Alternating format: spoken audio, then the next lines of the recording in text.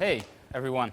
Good to meet all of you. It's awesome to be here at PyData, being here in Eindhoven, in the Netherlands. So thanks to all the organizers, actually, for setting this up.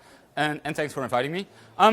So I'm going to try to talk a bit about some of the research work that I do.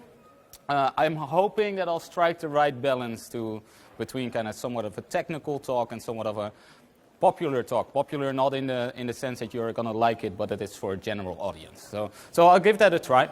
Before I dig into it, though, just a bit of background about myself. So I'm Maurits Kaptein. I'm a professor of data science at YATS, the Euronymous Academy of Data Science, which itself is a collaboration between the University of Eindhoven and the University of Tilburg. So this is where I work. I run a lab of about 10 PhD students there, and that's kind of my daily work. I'm also a co-founder of a company called Scalable, where we effectively use WebAssembly to put some machine learning models into production. I won't actually be talking about that. I'll pretty much be talking about some of my research work. So that's the aim for today. Hope you enjoy it. I have this annoying cough, so sorry about that. Every now and then that's going to pop up.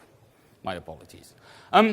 So I'm just going to start by talking to you guys and not showing an awful lot of pictures. I have some pictures here and there, but mostly I'll talk. And I wanted to introduce kind of the main topic of this talk, which I would call data science methods or machine learning or AI, whatever you want to call them, for personalization. And just by show of hands, who has some idea of what personalization would be, basically? Yeah. Well, I do, by the way. Maybe I should raise my hand. So I think it's an interesting thing that in a lot of fields, so kind of in business, but also in healthcare, in marketing, in a lot of places, people talk about personalization, use the word, quite colloquially and quite informally, as this idea that if we interact with people, where I'm taking interact as quite a broad term. So interact might be sending you messages, it might be talking to you, it might be administering medical treatments to you. I'm somehow doing things to people.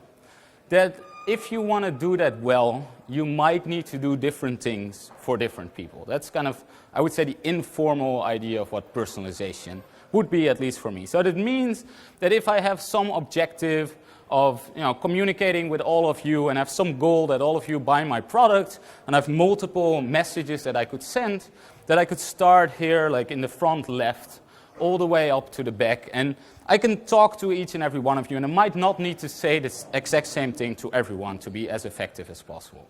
Yeah, that's what I'd say is what personalization is, and that is the problem that I'm kind of going to talk about today. I'm going to talk a bit about the different ways in which we're treating that problem, and some of the, I would say, very cool theoretical problems that pop up once you start considering that problem.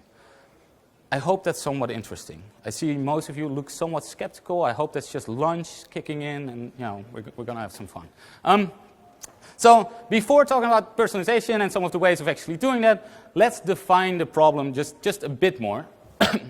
So here's just a simple description with black lines through it because of this grid. But really, the aim of what I'm going to talk about today is this idea of, I line all of you guys up. So that's units 1 to n, where in some conceptions of this problem I might know n, in some conceptions I don't, but at least there's this idea that I have units, people, that I can see properties of. So I can see that you're wearing glasses, I can see that you're on the front row, I can see properties of you guys. One by one, I can potentially interact with you people, so do something, send a message, administer some pill, do something, and in the end I have a goal. So with each unit I want to achieve some goal. Maybe you buy this product. And what my main aim of personalization would be is that by the time I get to the end there on the right, that I've sold as much as possible or cured as many people as possible. I'm just going to talk about this problem more generally as just units that have properties that I'm interacting with. I'm going to see some outcome, and I want to maximize that outcome over all those units. Is that kind of clear to everyone? I hope that sounds like an interesting problem that's applicable, at least in a number of cases. And before digging into some potential solutions to that problem, let's first kind of think a bit more about what would be useful to know if we're talking about this problem. So one way of thinking about this problem is the following, that actually I have some idea about, but you, sorry, you're right here in the front, so I'm going to point at you quite a few times. I have some idea about like your glasses, your situation. There's stuff that I can know about you that I cannot necessarily change. And then there's these things that I can do to you. Yeah? So if I'm thinking about this problem more, actually what I'm concerned with is some function, some mapping of these things that I do not control, that are just presented to me as a decision maker, some things that I do control, so some actions that I can take, and some outcome, basically. And I would say, in theory, if I would know the relationship of the stuff that I don't control, the actions that I can take to the actual rewards or outcomes. So if I know kind of how those functionally relate, then in a sense this problem of personalization is quite simple, because then for each and every unit I, the only thing that I would have to do, which might still be kind of computationally complex or whatever, but the only thing that I in theory need to do is just kind of evaluate all the different actions that I could take, see which one give me the highest reward, the highest outcome. I'll do this for each unit, and I just argmax my action. I just choose the action that has the highest outcome. If I do this for each and every unit here, I'll get the highest outcome over all of you. Yeah? So the problem of personalization is actually super simple. If I know the true relationship between your between the situation, your properties, and the actions that I can take, and the outcome, I just pick whatever I pick whatever action has the highest outcome. So then it's pretty much solved. Is that's kind of okay for everyone? Yeah. The annoying thing is I have another 30 minutes or something in this talk, so there must be more to it than just actually doing this. And actually the more to it obviously comes from the idea that, well, this might in some ways work in theory, it might still be computationally complex, but at least theoretically this might be doable. In practice we actually have a very different situation. We don't know how these inputs, so this context, and the actions actually relate to these outcomes. We don't know like the functional form of this. I'm just using this like somewhat abusing statistical head notation for estimators. Like we don't know the functional form. We might not know some of the parameters involved. We need to learn this relationship. And now suddenly it becomes much more tricky. And just before we dig into then how we could effectively learn this relationship, please be aware of the fact that although the relationship between kind of the rewards on one side and the context and the actions on the other side might look like a supervised learning problem, because effectively I just have inputs, so the context and the actions, and outputs, rewards, so it might look like a supervised learning. I hope everyone is familiar with supervised learning, with the term, and kind of some ways of fitting these types of models. So I guess all of you know some ways of finding this F or finding these values of data that work for this problem. Just want to be very explicit that this problem is slightly harder than just this supervised learning problem. And that's by virtue of the idea that I will have data of you responding to one specific action, but I'll never have the data of you in the exact same point in time with the exact same context responding to the other actions. Like there's only one action that I can take in some sense for a unit, for a specific context. Yeah? So this problem is slightly harder than just supervised learning because of the involvement of what I would call counterfactuals. Like we don't know what would have happened if we had done something else. So I hope at least that's somewhat clear. So I'm going to talk a bit about how to not necessarily solve this problem, but some intuitions for how to address it in practice, and kind of some of the things that I would say are fundamental in thinking about this problem and thinking about how to solve it. And I'm going to do so in two distinct situations, where one situation is the one that I was kind of talking about when introducing it, is what if I have the opportunity to, for each unit, choose some action, see the outcome, and then move to the next unit. So I have this opportunity in some ways to experiment, which might be true in some business context. I have the opportunity to experiment. How do I go about learning this function? But not just learning this function, but also making sure that by the time that I get to the back right guy there, that I've made as much reward as possible. So that's the first issue I'll consider. And then second, I'll talk about a slightly different guise of this problem, where somebody, whomever that might be, gives me some data of a bunch of units, the actions that they received, and the outcomes that were observed. So I get a data set, but I didn't actually make that data set myself, nor might I know exactly how it came about. So I might not necessarily know how the actions were chosen in that data set. So we're going to talk a bit about, can we then still, and like up to what level can we still try to address that problem with that data set? Is that somewhat interesting? Yeah, see some nodding. Cool, thank you. So that's what I'm going to do. Let's dig in to the first one. First, so this idea, I can start experimenting. So I can start with you, then go to you, see your background characteristics, choose some action, see a reward, and go through the whole audience sequentially. Yeah. Now let's think about this problem by effectively making it as simple as possible, but still interesting. So if there was only one action to take, clearly the problem is not super interesting because that's just the thing you would be doing. However, if we have two actions that we could take, and we kind of ignore the context. So in some ways, I'm going to ignore personalization. I'm going to ignore the fact that you guys are different. I'm just going to treat all of you as the exact same. I have two actions. I'm going to assume there's some stochastic outcome. So there's some outcome, some expected outcome, and there's some noise around that for each of those two actions. So if actions A and B maybe, and one has a higher probability of success than the other. That's a way of thinking about that problem. Now we've stripped the problem of a lot of complexities because obviously we've made the action space very small. We ignored the whole context. We made the rewards just 0 and 1 with some probability. Like we've kind of really narrowed the problem down, but it's still sufficiently interesting, I think, to think about it. So that problem where you one by one choose between A and B, two versions, will have some outcome with some probability, is what is known to some of you probably already, I don't know whether it's known to most of you, as what's called the multi-armed bandit problem. Who's aware of this term? Just raise your hands. Most of you are. That's cool to hear. So the multi-armed bandit problem is effectively this slot machine problem where instead of units as people, I'm just talking about rounds that I can play a slot machine. So I have one person to the end person. I have one round to the end round. I have multiple slot machines.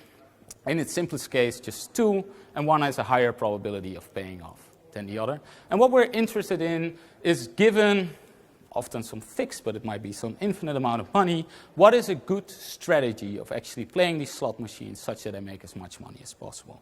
And the core of why this problem is challenging is not choosing the slot machine that pays out the most if I would actually know this. So if I would know this model, what I started with in this talk, it was very simple. I just choose whatever has the highest expected value.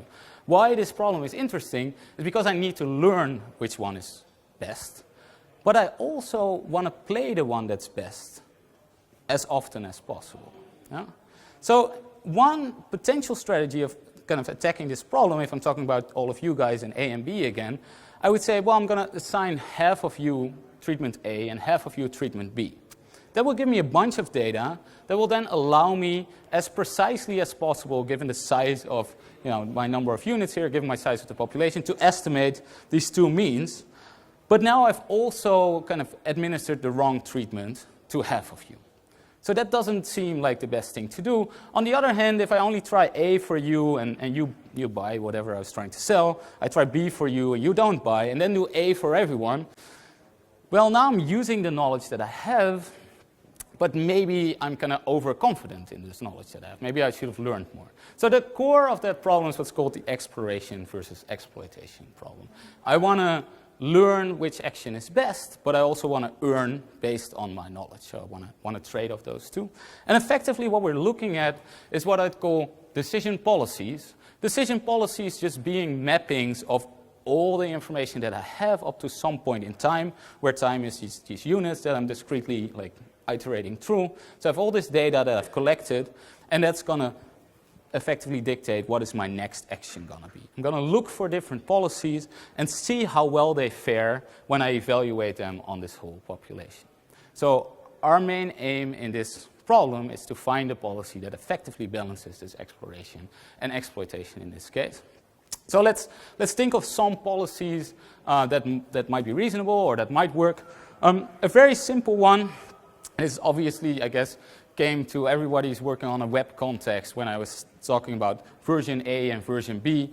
One potential way of trying to solve this problem is by doing what's called an A/B test. So taking a subset of you guys, randomly assigning A and B, then seeing in which of those two groups did I have the highest outcome, and that's what I'll use for the remainder of these people. This is something that's known as A/B testing in the web world. It is, with some abuse, known as the randomized control trial in the medical world, where we try two treatments. But then obviously you do have to consider the fact that after the trial, we create some guideline, and that's what we use for the remainder. Because the policy dictates what you do for everyone, not just for the people in the trial. So these policies are always some trial and then choosing whatever is best. Clearly also, by the way, this specification of the policy is not necessarily complete, because it doesn't really dictate when do I move from exploring in the beginning, which is what I'm doing during the test, to exploiting that knowledge. Like, how many units am I going to explore on? That's going to be an open question in some sense when dictating this A/B test. But I don't want to dig too much into that question. What I actually want to make clear is that doing all the exploration first and then moving to exploitation is just one way of trying to solve this problem. There are many other ways. One that is very reasonable often, and I hope easy to kind of imagine, is what if I don't actually take all of my exploration first and then make a choice, but just explore some proportion of the time. So every 1 out of 10 units that I interact with, I'm going to randomly choose, and for the other 9 out of 10, I'm going to choose whatever works best up to that point in time. So now I'm kind of spreading out my exploration over the whole population as opposed to moving all of it to the front. Does that make some sense? Yeah. So that's this idea of what we call E-greedy. Obviously, here you can say, oh, how large should this probability of exploration be? And maybe even should it always be the same? Like, should it be the same in the beginning as it is by the time I get to the end of that population? Which then reasonably inspires different types of policies where the amount of exploration and exploitation just changes continuously as you're getting more data.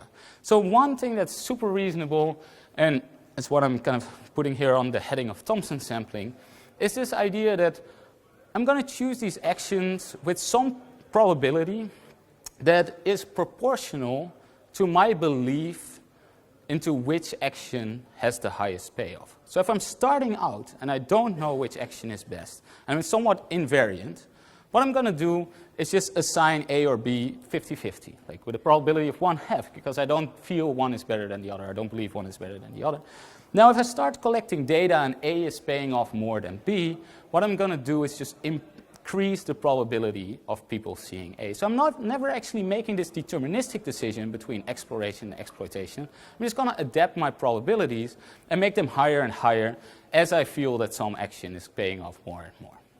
One very easy way of doing this is in a Bayesian framework and effectively just sampling from your posterior kind of rewards for both of these two actions and playing whichever is best. This kind of automatically implements this idea that whatever you feel is best, that's what you're going to play more. We have frequentist type strategies like this as well. I would say UCB is, in some ways, not everybody would agree, a kind of frequentist Thompson sampling in this case. So it's also effectively has this behavior where if something performs better, you're going to play it more often. So these are these different types of strategy for the problem. And it's interesting to see how they relate and which one is better. And one way of doing that is comparing to actually having full knowledge, so knowing what I should have chosen for everyone.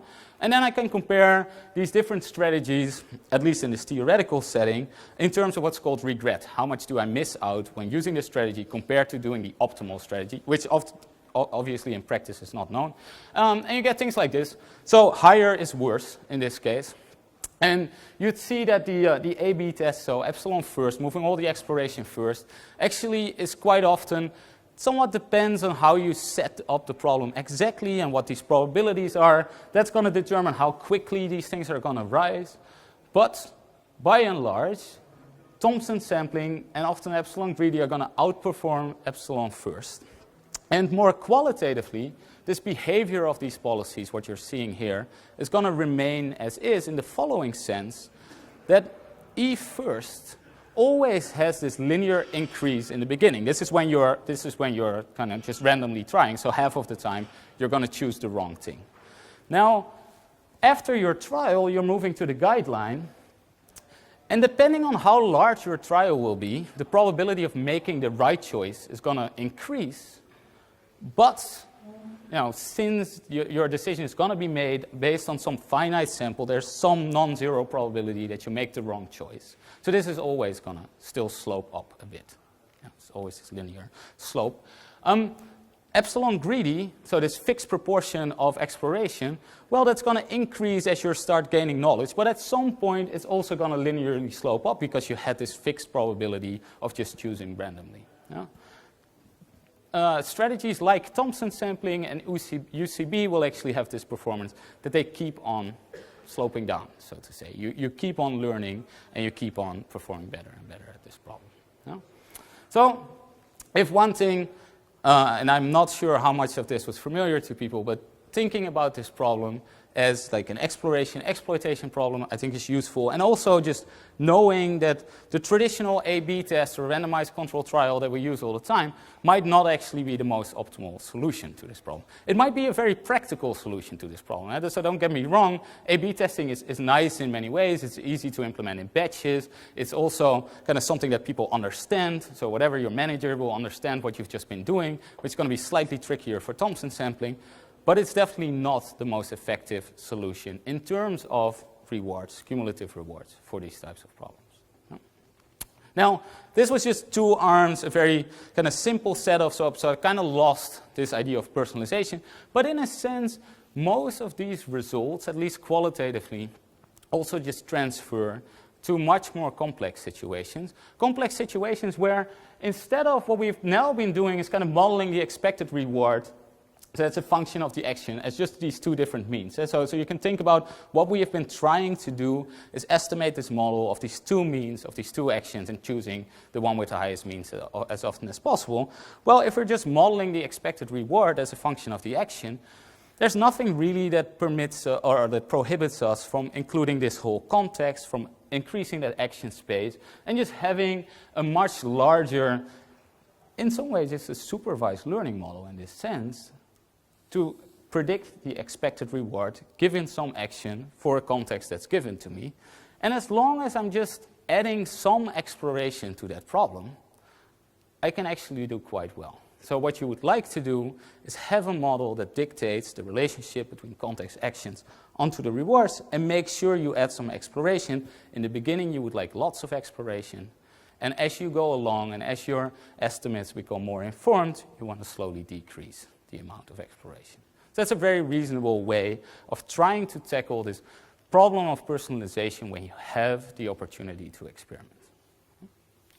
So with some of the intuitions I want to give to that problem and just highlight kind of the interesting multi-arm bandit problem and how well that kind of scales to these types of applications.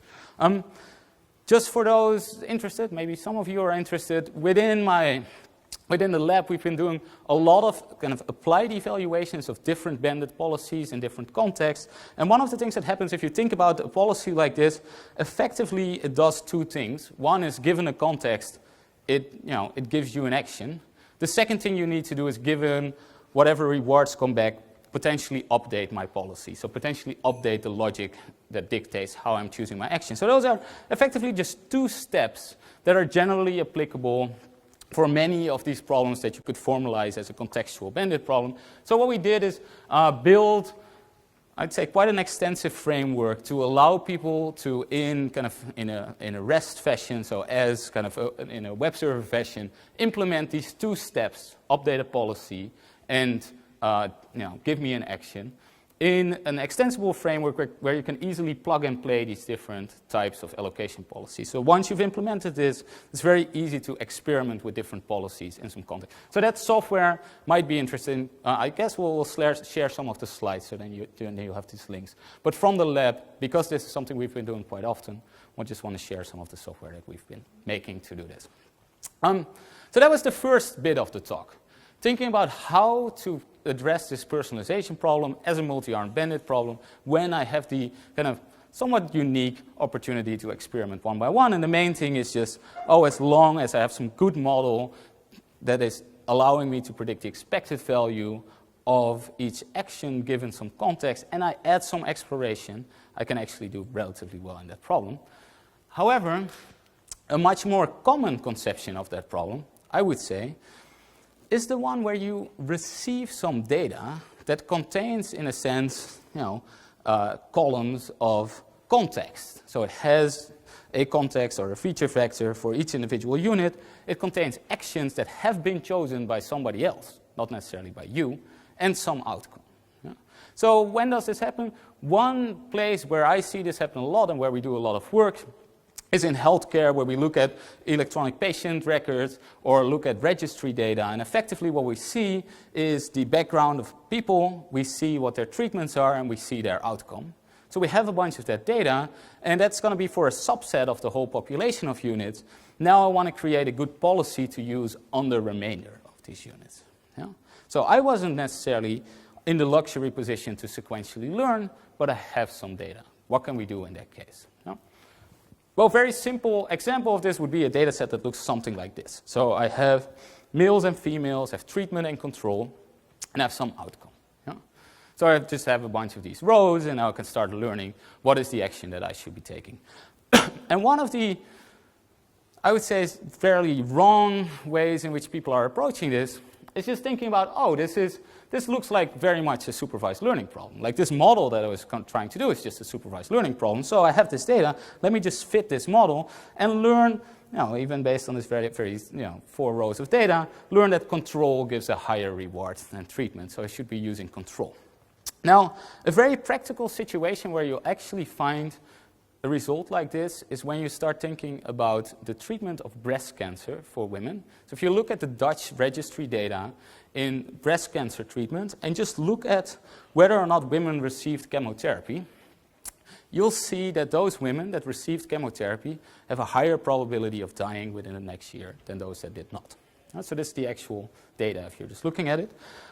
So very naively, training a model just on those two means for these two actions will dictate some rule, and the rule effectively would be do not use chemotherapy.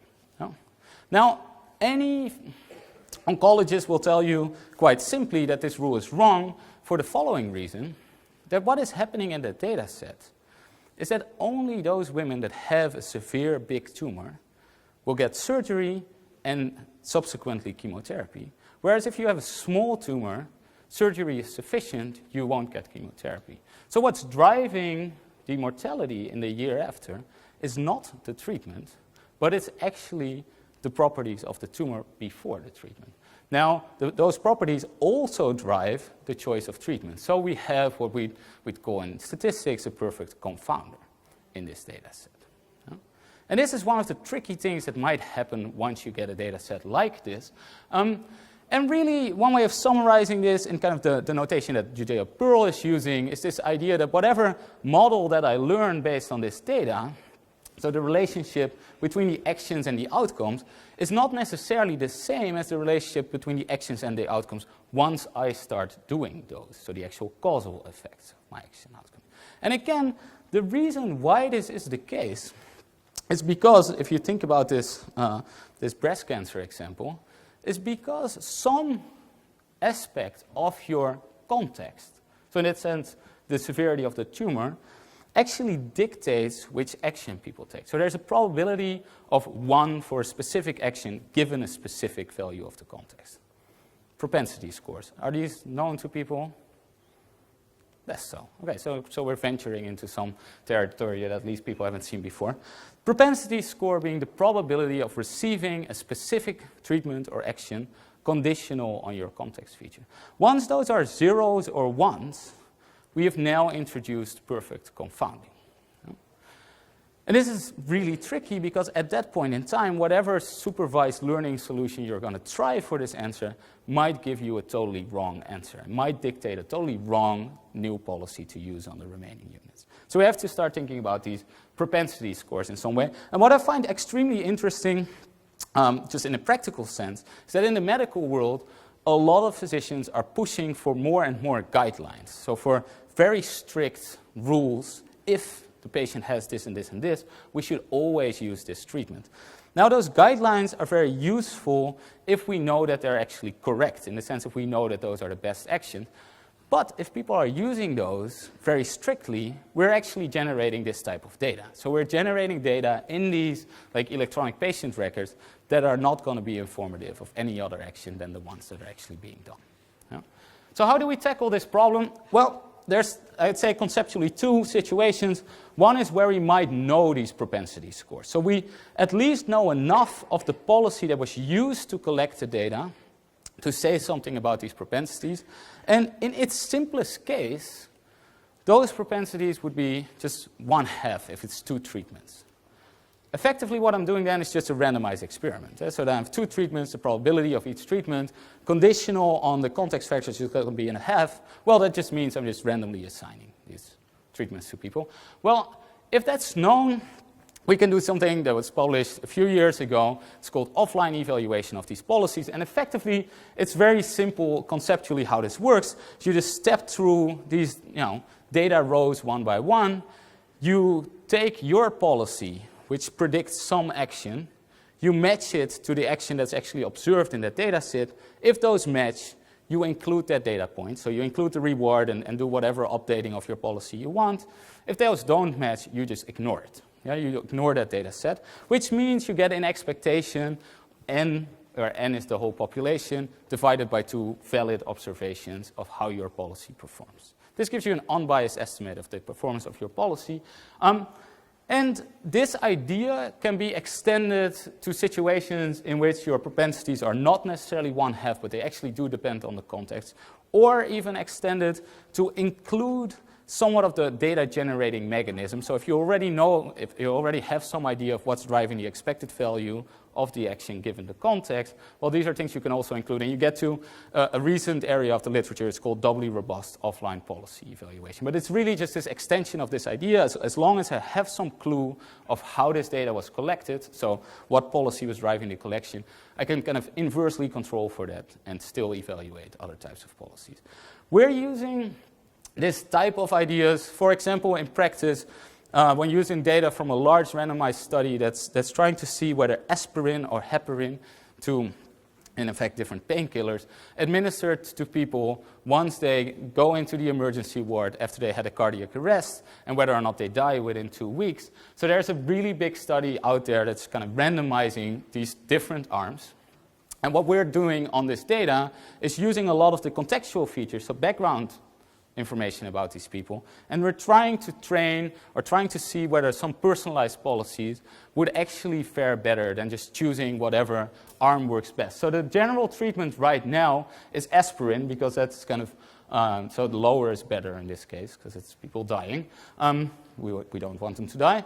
The aspirin one is the one that is actually now in the guidelines, what everybody gets once they get in.